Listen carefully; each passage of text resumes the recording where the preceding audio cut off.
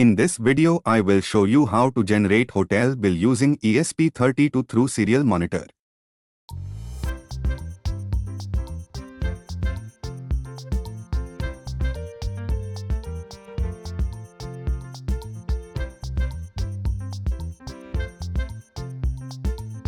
If you want to change the food item, change here. If you want to change the food cost, change here.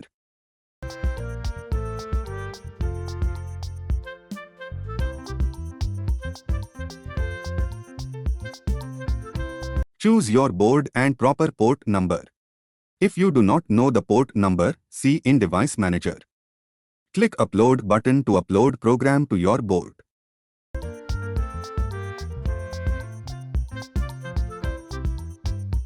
After uploading, open the serial monitor and choose the correct baud rate which is given program.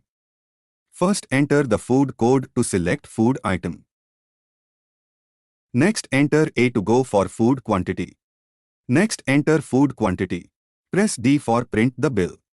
After press D, your bill will be generated in the serial monitor. I have shown one food item to print the bill. Now I will show more than one item to print the bill. First enter the food code to select food item.